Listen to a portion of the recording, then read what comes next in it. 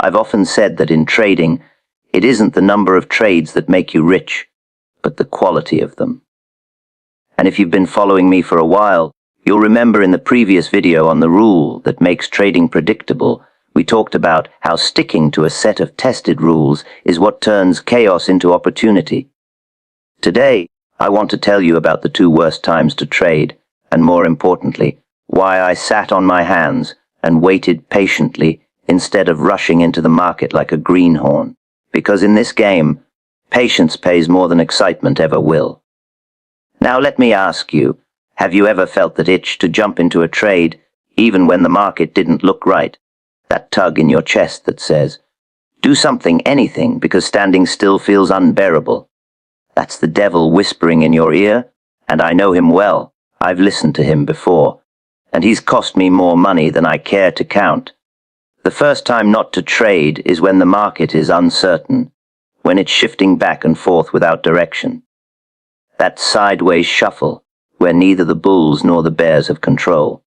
It's like watching a crowd that doesn't know where to walk, everyone bumping shoulders, but no one leading the way. If you try to jump into that mess, you'll get trampled. Have you ever walked into a revolving door, only to find yourself stuck going in circles? That's what trading in a choppy, uncertain market feels like.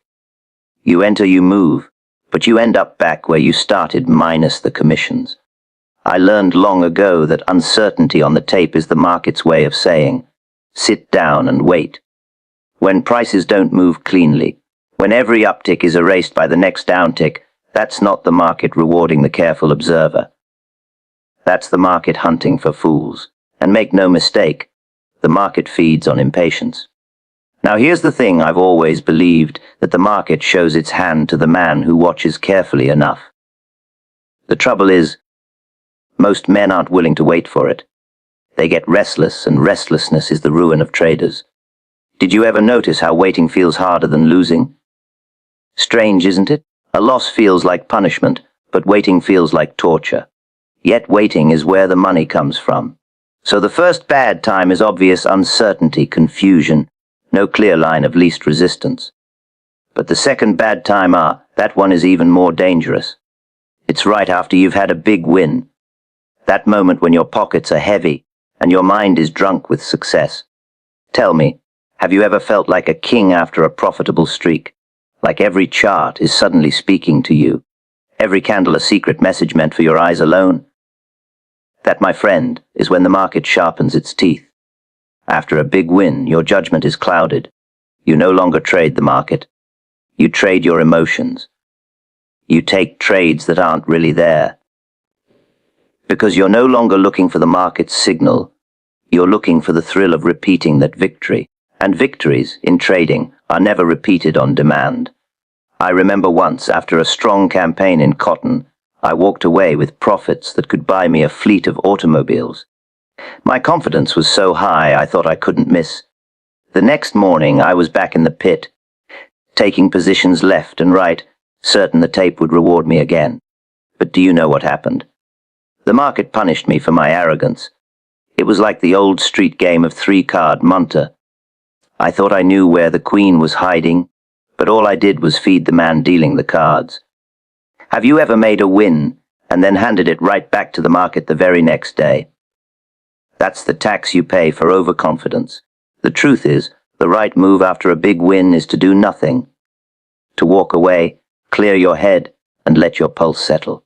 Because markets don't care about your last trade. They don't know you won. They don't owe you another one. That's why I say the worst time to trade is right after you've had a taste of triumph. That's when you're least objective. That's when you're most dangerous to yourself. Now let's step back for a moment. Why do these two times uncertainty and post-victory destroy traders? It comes down to human nature. Human beings hate waiting. We want movement, we want action, we want results. The market, however, doesn't reward action. It rewards discipline. Did you ever notice that the biggest fortunes aren't made by men who trade every day, but by men who trade at the right time? I've seen fellows who couldn't sit still lose a lifetime's savings, while another man who sat tight through a whole campaign walked away with riches. And it reminds me of what we spoke about in that earlier lesson, the rule that makes trading predictable. The rule only works because you're willing to wait for the market to line up with it. Predictability comes from repetition, from patterns repeating over and over. But if you step in during the uncertain stretches, you're trying to force predictability where there isn't any. Do you see the trap? The rule works, but only if you respect the timing. You must understand, wealth in markets isn't built from catching every tick. It's built from catching the right swing and holding it. When I talk about patient waiting, I'm not talking about sitting idle forever. I'm talking about reserving your capital, your energy, and your courage for the moment when the tape tells you the truth. And the tape always tells the truth, if you know how to read it. But only a fool demands it speak when it has nothing to say. Have you ever forced a conversation with someone who clearly didn't want to talk? The more you push, the more awkward it gets. The same with markets. When they're not speaking, your job is to shut up and listen. Silence is better than nonsense. Now let me confess something to you. I haven't always been patient. In my early days, the ticker tape was like a siren song. Every fluctuation was a call to arms. I thought I had to be in the market every day to prove I was a trader. But the market doesn't pay salaries, it pays for results. And the result of overtrading is ruin. It took me years and more losses than I like to admit to realize that my job wasn't to trade often, but to trade well. There's an old saying in Wall Street. The market is never wrong, but men often are. I'd add something to it: the market never hurries, but men always do, and it's the hurrying that kills. When I look back, my greatest profits didn't come from clever entries or lightning-fast exits. They came from sitting. Sitting through the noise, sitting through the temptations, sitting through the fear and the greed, and sitting out when the time was wrong. So, when is the time wrong? Let's make it simple. The time is wrong when you don't see the line of least resistance. If the tape isn't showing a clear trend, step aside. The time is wrong when you've just scored a victory and your blood is still hot. Step aside again. That's the discipline most men lack, and that's why most men fail. Have you ever stopped to wonder why only a handful of traders grow truly wealthy while the rest scrape by or wash out? It isn't knowledge alone. It's temperament. The market is a great equalizer of knowledge, but it punishes weak nerves. And this is where money mindset comes in. Because the man who must trade every day is a man desperate for income. He sees the market as his paycheck, and so he forces trades to meet his needs. But the wealthy trader, the wise trader, sees the market as a machine that pays only when conditions are right. He doesn't beg it for a wage. He waits for it to offer a fortune. That's a different way of thinking, isn't it? Instead of needing the market, you let the market need you. Tell me, do you see the power in that? When you're free from the need to trade, when you can afford to sit out the bad times, you suddenly become the hunter instead of the hunted. That's how fortunes are made, not in the busy hours, but in the waiting hours. And here's the irony: most traders fail not because they don't know what to do, but because they can't resist doing what they shouldn't. They know the market is unclear, but they jump in anyway. They know they're high on a big win, but they trade again anyway, and so they pay tuition to the market dearly. The real secret, if there is one, is this: learn to sit tight, not just on your winning positions, but also on your hands when the time is wrong. That's twice as hard and 10 times as valuable. Because when you wait out the 2 worst times to trade, you preserve not only your capital but also your confidence. And confidence preserved is opportunity preserved. Have you ever noticed how one bad trade in the wrong moment can poison your mind for weeks? That's the hidden cost of impatience. A bad entry during uncertainty, or a reckless trade after a big win, doesn't just hurt your wallet, it clouds your judgment for the next campaign. Suddenly, you're second-guessing yourself.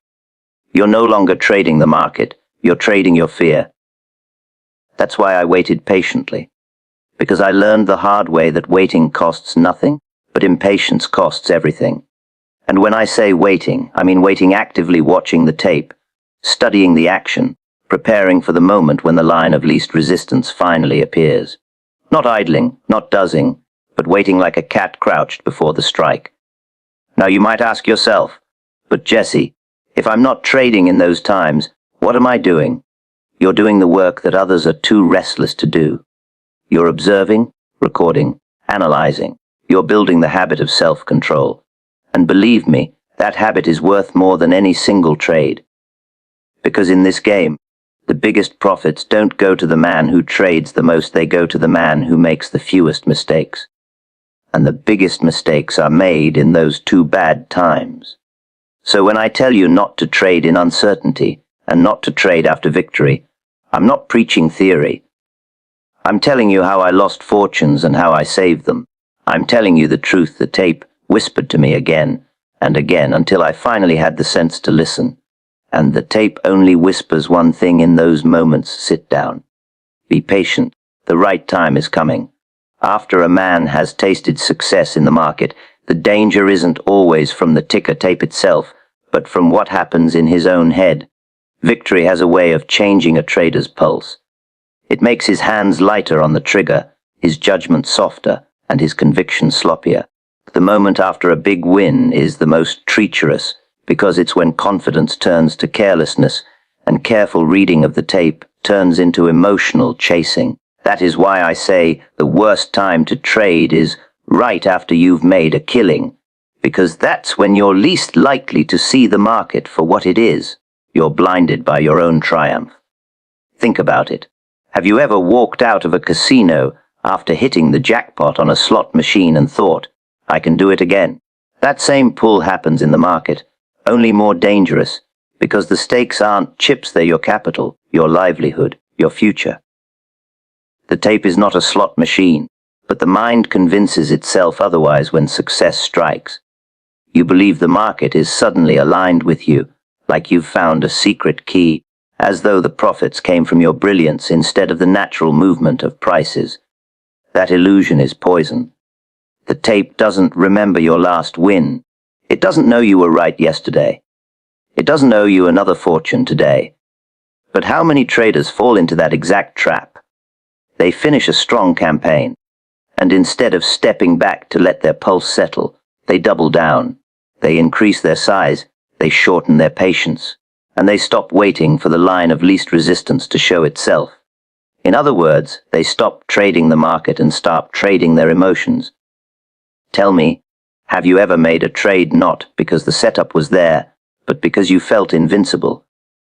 That's the post-victory danger, and it ruins more men than the losses ever do. I remember one campaign in cotton that paid me enough to make any man comfortable. I had studied the tape, waited for the right setup, and ridden the swing patiently until it delivered. The profit was real, the reasoning behind it sound, but the next morning, flush with victory, I couldn't resist. I saw trades everywhere, even in places where the market was silent. I mistook noise for signal. The result: I gave back more than I should have, not because the market turned against me, but because my own judgment betrayed me. Success clouded my mind more than any failure ever had. The strangest part about victory is that it feels like proof of ability, when often it's proof of patience. But traders forget that. They credit themselves with skill when it was their discipline that paid them. And because they confuse the reason for their success, they misapply it the very next day. That's why after a big win, the best action is no action at all. It sounds simple, but it's the hardest thing in the world to do. Now, why is it so hard to stop after winning? Because the human mind craves repetition of pleasure. It's wired into us. One win creates the urge for another, just like one drink leads to two. But the tape doesn't work like that. The market doesn't give you victory on demand. It rewards you when the setup is right, when the conditions are in place, when the line of least resistance is clear. If you try to force another win simply because you want it, you're gambling, not trading. Have you noticed that a trader who just won big often trades larger size than before? It's as if he wants to prove to the world and to himself that his success wasn't luck. He raises the stakes, believing the market has confirmed his greatness. That is the precise moment when the market delivers its harshest lesson. Because markets don't confirm greatness, they test it. And they do it with ruthless consistency. The cure is simple to say, but hard to practice. After a win, cool off. Step away from the ticker.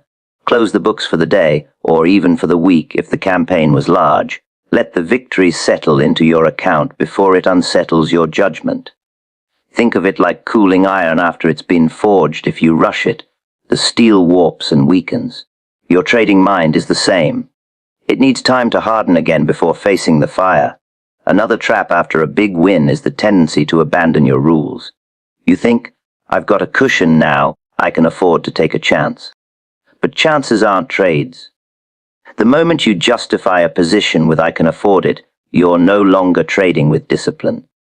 You're spending your profits like pocket change. That's how easy money turns into lost money. Have you ever heard of a man who made a fortune in one campaign only to lose it in the very next? It's nearly always because he stopped respecting his own rules. He let success loosen his grip. This is where the connection to money mindset comes in. A poor mindset treats profits like sudden windfalls to be spent or risked. A wealthy mindset treats them like seeds for the next harvest. But you can't plant seeds if you're too busy gambling them away. After a win, your job isn't to prove you can win again immediately. Your job is to protect what you've earned and prepare for the next true opportunity. The man who rushes back into the market after victory is the man who shows he doesn't trust patience to serve him again. When I talk about waiting, I don't mean sitting idle in ignorance. I mean active waiting, studying the tape, watching for confirmation, making notes, testing your own emotions. The real challenge after a win is whether you can go back to being a student instead of playing the role of a champion.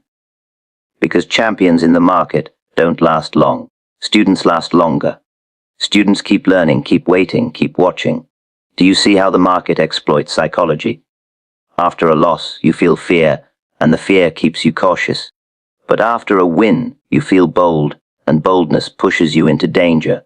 That's why the second worst time to trade is after victory, because success removes the very caution that protects you. The tape doesn't need to fool you. Your own emotions do the job. One of the wealth-building principles that traders overlook is capital preservation after success. The big win you made isn't just money, it's momentum. It's proof you applied the right principles and held your nerve. If you can hold that capital instead of risking it recklessly, you build a foundation. That foundation lets you size up when the next true trend appears. But if you waste it in overconfident trades, you're back to where you started, with nothing to show for your discipline but regret. Now let me ask you, how many of your own winning streaks ended not because the market truly changed, but because your behavior did? The victory was there, the conditions were still ripe, but you squandered your strength by jumping too fast into setups that weren't real. If you look back at your record honestly, you'll see the truth. Most of the losses after wins came from emotional trading, not faulty reading of the tape. So the principle is clear. A big win is not an invitation to trade again, it's a signal to pause, to protect, to prepare.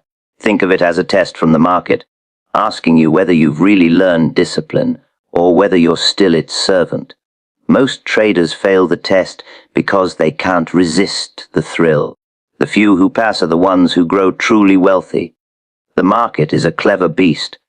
It knows how to lure a man in with just enough movement to make him restless, and then it takes back his stake before he even realizes what happened. Restlessness is the trader's disease, and the market knows how to feed it. That is why I've always said the market punishes restlessness. It doesn't have to do anything special, the trader does it to himself.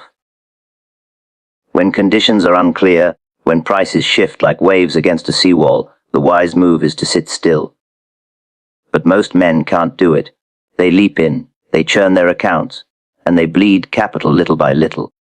Have you ever stood in front of the ticker on a dull day and felt your hands twitch, thinking, I need to do something?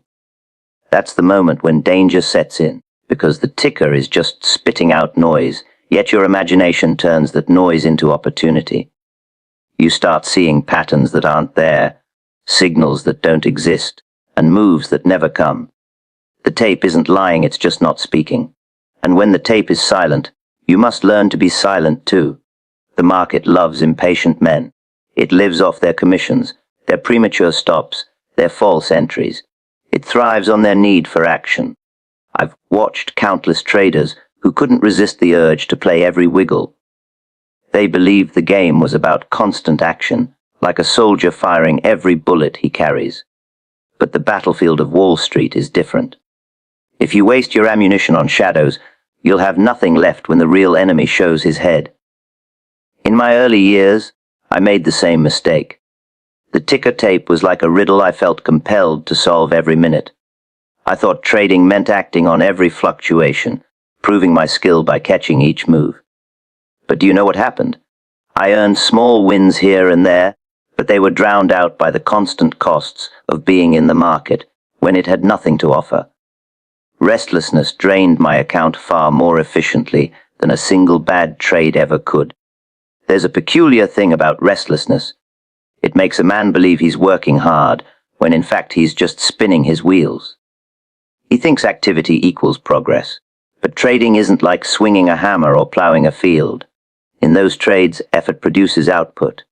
In markets, effort without timing produces losses. The only effort that matters is the discipline to wait. Have you noticed how difficult it is to convince yourself that waiting is work? That's why so many fail. They confuse business with productivity, and they let the market teach them the difference in the harshest way possible. Now, let me ask you, how many trades have you made in your career simply to avoid the discomfort of doing nothing? Trades not backed by a clear line of least resistance, but by boredom or anxiety. If you add them up honestly, you'll see that they probably cost more than your big, obvious mistakes.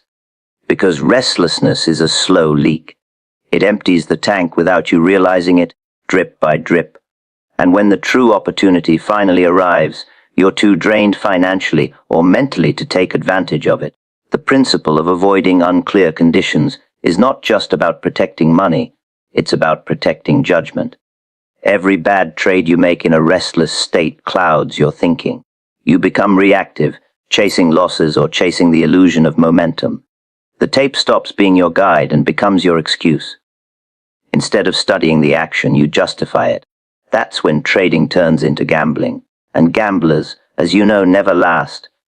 I remember a stretch in my career when I forced myself into trades during a sideways market. Prices would move up for a few points, then down for a few points, back and forth with no conviction. I convinced myself I could outwit the chop by being quicker than everyone else. I thought I could scalp my way to fortune. What actually happened was death by 1,000 cuts. Each trade small, each loss minor, but the pile grew until it dwarfed the profits from my last campaign. The market didn't do that to me, I did it to myself. That's the punishment of restlessness. It's not sudden. It's steady, grinding, merciless.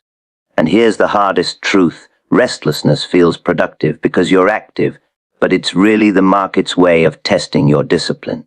Can you wait? Can you watch the ticker spit meaningless numbers without needing to act? That's the exam every trader faces, and most fail it. The men who pass the ones who can sit tight when the tape is muddled, those are the men who last long enough to catch the next great trend. This ties directly to how you think about money. A restless trader sees the market as a daily wage. He thinks he needs to extract profit every session, or else he's failed. That mindset forces him into the market even when the conditions are poison. But the wealthy trader knows better. He doesn't need the market to pay him every day. He only needs it to pay him when the odds are right. He can sit idle for weeks if necessary, because he understands that one good swing is worth 100 bad scalps. That's wealth-building thinking, not paycheck thinking. Have you ever considered why the great fortunes came from long campaigns, not from constant trading? Men like me didn't grow rich by jumping into every move. We grew rich by waiting for the right move and then riding it without distraction. The difference between the wealthy trader and the restless trader is simple patience. The wealthy trader spends most of his time doing nothing, while the restless trader spends most of his time undoing himself. Restlessness also affects your emotions in ways you don't notice until it's too late. A string of small, needless losses makes you timid. It erodes your confidence. So when the market finally does reveal its true line of least resistance, you hesitate. You second-guess yourself. You think, maybe I'll wait one more day, and that day is the day the move begins without you. Do you see the cruel irony? Restlessness in dead times makes you paralyzed in real times. It robs you twice, once in money, and again in courage. There's an old saying in trading that the hardest thing is not knowing what to do, but knowing when not to do it. I believe that with all my heart. The tape doesn't always speak clearly. Sometimes it whispers, sometimes it mumbles, sometimes it says nothing at all. In those moments, if you force it to tell you a story, you'll invent one, and the story you invent will cost you. That is how the market punishes restlessness. It lets you trick yourself. The great secret is this: sitting still is a position too. It's the strongest position in the world when the market is uncertain. It costs nothing, it risks nothing, and it preserves everything. Yet most men treat it as weakness. They can't bear the thought of inactivity. So they pay for their need to act, and the market thanks them kindly. If you want to last in this game, you must learn to enjoy the quiet periods, to see them not as wasted time, but as necessary preparation. Every campaign I ever made began in silence, in waiting, in observation. The silence tested me, and when I passed, the market revealed the move. That's the rhythm of trading. But the restless trader skips the silence, and so he misses the move. Have you noticed how the market always seems easiest to read in hindsight? That's because the restless man was too busy trading noise to see the signal forming. The man who waited sees it clearly, because his judgment wasn't clouded by a string of useless trades. Patience sharpens your vision, while restlessness blinds it.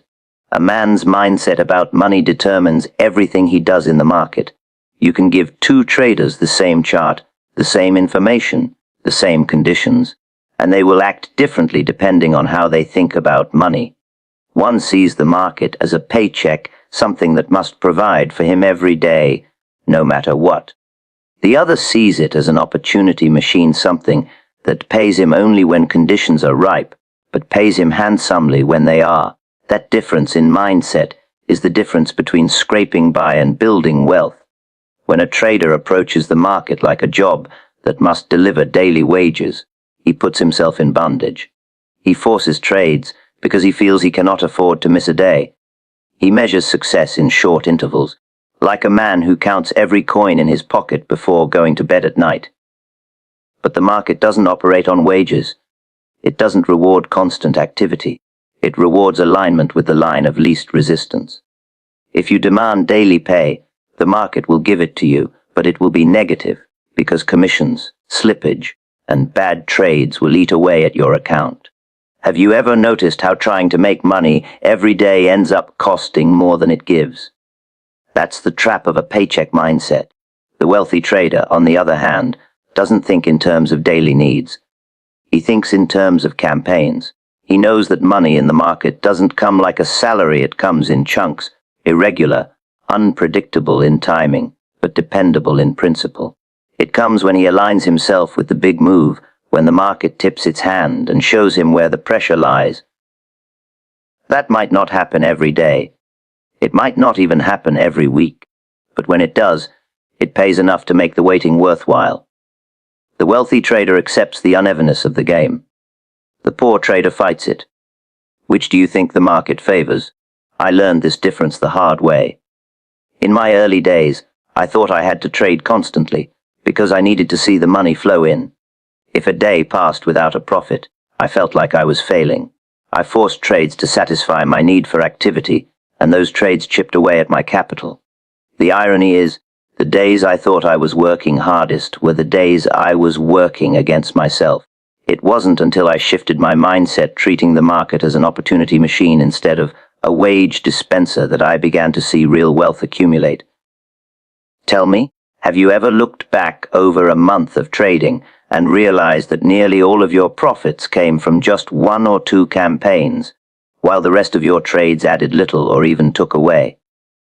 That's the lesson in plain sight. The market doesn't care how many times you trade. It cares how well you catch the big swings.